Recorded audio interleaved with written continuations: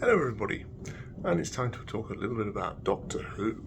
Okay, so Doctor Who first appeared on BBC TV on the 23rd of November 1963. And in 1989 the series came to an end, and then in 2005 it made a big comeback. Kind of similar to Star Trek actually. Okay, so let's put the Doctor Who's in order of my personal preference. You don't have to agree with this. If you wish to comment and tell me I'm wrong or anything like that, feel free. But let's get into this. So, in last place, again, to nobody's surprise, Jodie Whittaker. She has basically two moods. One is ha, and the other is righteous indignation at anything that she sees or her doctor sees as wrong in some sort of political sense. Chris Chibnall, I've got two words for you. There's only 7 letters and 3 of them are F. You're a terrible writer. You created a terrible version of the Doctor. It's nothing to do with her because she's a decent actress. I've seen her in other stuff, but that version of the Doctor just go away. Next up, Sylvester McCoy. I actually remember him the first time round as I was just old enough to see his Doctor Who.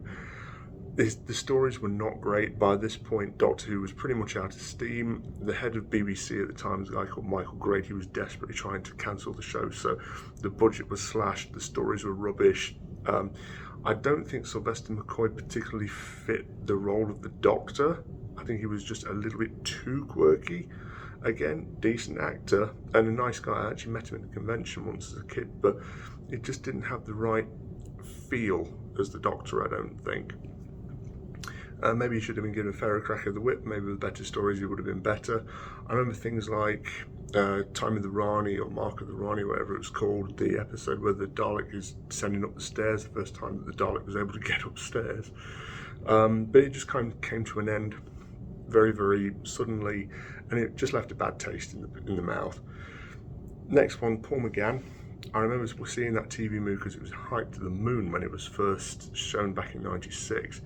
He was a decent Doctor, he's very good on the audio plays, but I don't think, again, he got a fair crack at being the Doctor because he was only in one story and the story wasn't brilliant.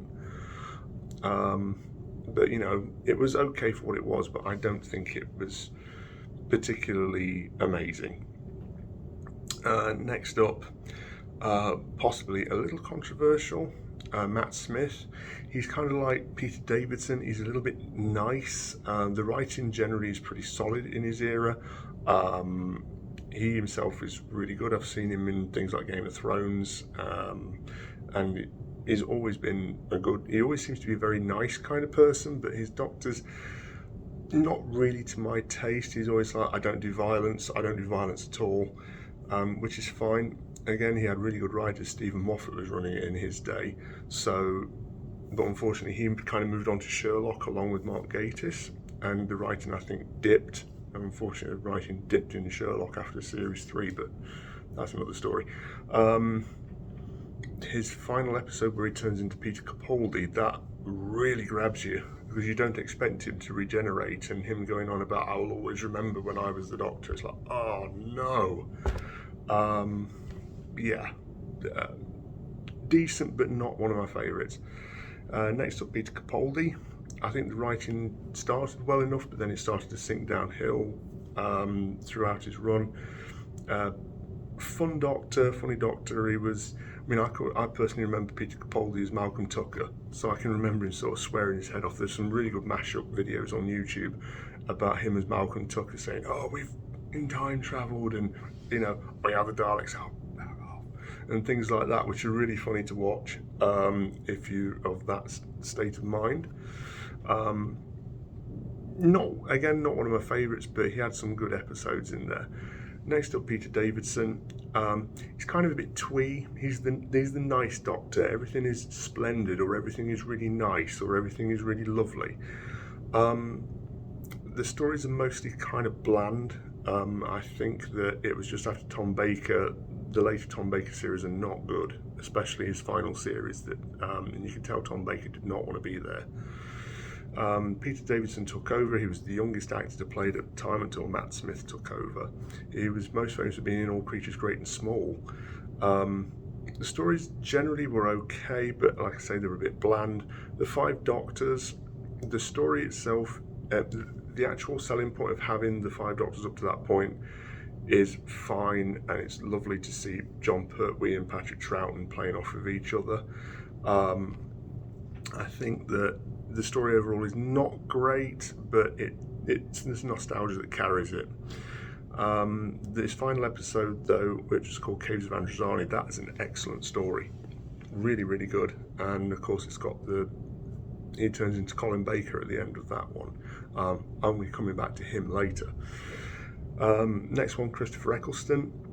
I really enjoyed his run. The episode, like Rose, Parting of the Ways, they're excellent. There's the episode with like the angels that come into the church, like big vampire angel things. That was an excellent episode. I can never remember what that one's called. He had kind of an edge to him in the episode Dalek, and he's just saying, you just need to die, and the Dalek's saying, you would make a good Dalek. Again, really, really good.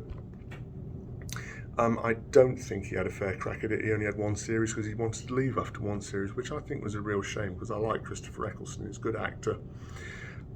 Next one, Patrick Troughton. Most of his episodes are lost, sadly, so I can't really gauge whether he was a really good Doctor or not. Episodes like Tomb of the Cybermen, great. This final one, the War Games, that story just dragged on for 10 episodes, and it was just so long, and by the end of it, it's like, I just want this to end, can't they come up with something else? But of course, at that point, they didn't have any budget, so they had to reuse the same story, and it was the same in Jon Pertwee's first series. Things like The Ambassadors of Death, that story is 4 episodes too long for the story it was trying to tell, and it kind of just outstayed its welcome. Patrick Troughton is actually Matt Smith's favourite Doctor. I've not seen enough of him to actually gauge him because, like I say, most of the episodes are probably sitting in a warehouse in South Africa or something, and have been for 40 years. But from what I've seen, especially in 3 Doctors with him and Jon Pertwee playing off of each other, it's fantastic. Next up, William Hartnell, the very first Doctor. I don't care what Chris Chibnall said, William Hartnell was the first Doctor, and that's the way it is.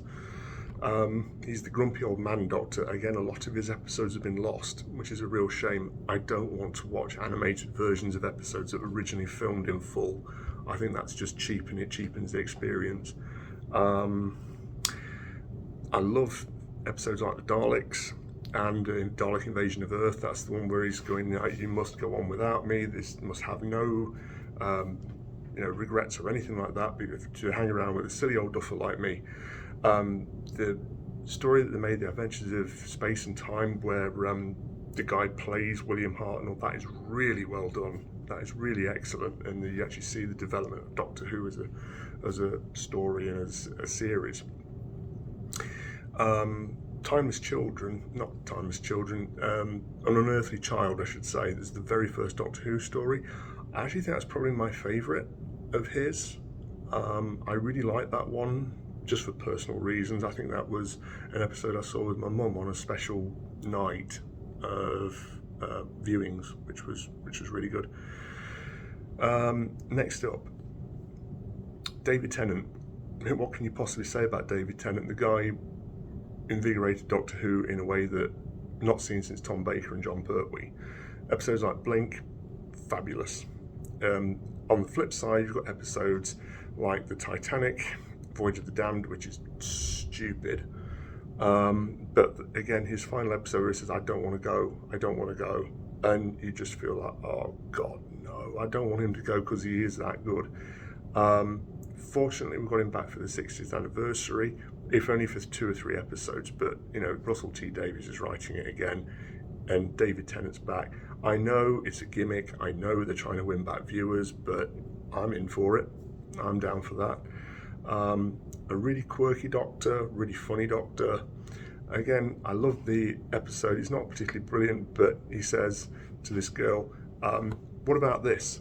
As a hand signal. And I just think, oh, what a great call out. That's fantastic. That's great. I love it. And again, that's Russell T Davies and Stephen Moffat at the best. It's like, you just got me in the feels. Yeah. Next up, Colin Baker. I really like Colin Baker as Doctor Who. He's like the Timothy Dalton of the Doctor Who's. And if you watch episodes like Vengeance on Varos, Attack of the Cybermen, he's really good. Twin Dilemma is not a great start. He tries to strangle Perry in his very first scene, and he's really sarcastic and he's really dry. But if you compare that with things like Trial of a Time Lord, I think that went on too long, kind of like the War Games, but the idea behind it was perfectly fine. He got really screwed over by the BBC. Again, the audio adventures have really saved him because he's now seen as a really, really good Doctor. I always really liked him anyway because I like that kind of snarky, sarcastic, but he was willing to pick up a gun and shoot people. I mean, the episode of the Attack of the Cybermen, he kills like 3 Cybermen or something. And of course he drops the guys in the acid battles. If you watch carefully, he doesn't actually kill them. He just warns them, but then he says, I'm not going to be joining you. It's like, this is a little bit James Bondish. I can see why they did it. That stupid costume he wore, he hated it. That was entirely the producer's idea and not a very good one. Again, they were trying to get rid of Doctor Who at the time. They were trying to downsize it and say, no, we're not going to make this show anymore. That he got a really bum deal, but he still made the best of it, and he actually put a lot of ideas on the table that they used in the episodes, and fair play to the man. Colin Baker's my third favourite. He's in the top 3, and I don't care what anyone says. This is just my personal opinion, but I really like him as Doctor Who. Second place, Tom Baker. What can you possibly say about Tom Baker? The first 3 series of his run are absolute classics. You've got episodes like The Ark in Space, Robot, Genesis of the Daleks, which is probably my favourite Doctor Who story overall. The Android Invasion, The Talons of Weng Chiang, The Brain of Morbius. They're all out and out classics. The Deadly Assassin, that's a surprising watch. But then when it gets to the 4th series, I think the producer at the time, a guy called Philip Hinchcliffe, he left, and the series became a bit more silly and a bit more jokey, and Tom Baker did not like that. He was very protective of the show, and he took it very seriously. He read the scripts and he'd say, no, this is crap, get rid of it, and go and rewrite it. And it got things like K9 in it, and this is too gimmicky. Then when Sarah Jane left, it started to, it was okay with Leela, she's fine, but then they got Ramona and it's like, no, this is falling apart now. And the final 2 series are almost unwatchable. The storylines are so terrible, things like The Leisure Hive. This is not good. But the first 3 series are fabulous. I cannot recommend them highly enough. They are consistently excellent. But my absolute favourite Doctor Who was his immediate predecessor, is Jon Pertwee. Jon Pertwee was my Doctor Who. He was the first one I properly paid attention to. My first story was The Sea Devils. I was about 10. It was being shown on a Friday night on BBC 2. I loved it. And then all the other stories, there's a couple of dodgy ones in there, like Invasion of the Dinosaurs, and I've talked about the Ambassadors of Death running too long, but if you watch Spearhead from Space, Inferno, anything with the Master, especially the Daemons, the Green Death, the Time Warrior, Day of the Daleks, they're out and out classics. The final story they had, Planet of the Spiders, it doesn't feel like a wrapping up or a summation or anything like that. If you watch Legopolis, where Tom Baker leaves and it hands over to Peter Davidson, that feels like the end of an era. Planet of the Spiders doesn't feel like that until like the last 10 minutes of the episode, and we won't go into the spider effects because they're daft. I'm a bit of an arachnophobe, but there's it's not a giant rubber spider, it's a tiny one that's been filmed on a little camera that's looking up at this supposedly big spider, and it's going, I'm going to rule the universe, and he just gives it a blue crystal and it explodes and it irradiates him. Jon Pertwee was the James Bond Sherlock Holmes Doctor. He would beat people up, he'd throw people around. It was like watching an episode of original Star Trek combined with a Connery Bond film. It was fabulous. And he loved cars, so he had loads of car chases and shootouts and stuff like that. Again, he wasn't afraid to get his hands dirty. He'd punch the guy or he'd kick him in the balls. Jon Pertwee was, is, and always will be my Doctor. So that is a quick run through of Doctor Who. If I were to rank my favourite stories, I would say Genesis of the Daleks is the top one, Inferno with Jon Pertwee, Vengeance on Varos, excellent watch, Caves of Androzani is a must watch. I would say the An Unearthly Child, well worth it just to see where it starts. But there are so many really, really good ones, but those are the ones that I would recommend if you're interested in seeing the series. The one that I would tend to introduce people to is probably one of the Jon Pertwee or the Tom Baker ones. Tom Baker's first story, Robot, is a perfect introduction to the whole of Doctor Who. It's kind of zany and wacky. It's a simple story. It's about a giant robot that's been created in secret that's supposedly there to help the human race, and it's not. There's a lot of stuff in Doctor Who which is not borrowed, but it's influenced by original Star Trek, but it went on to influence things like RoboCop and the Terminator. I mean, Day of the Daleks, the whole setup of that is pretty much exactly the same setup as the first Terminator film. I won't go say more than that.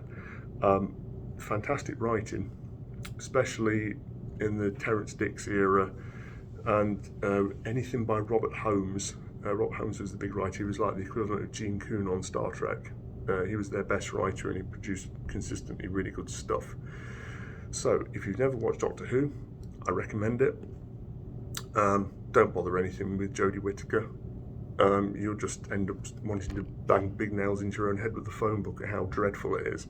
But for what it is, there you go.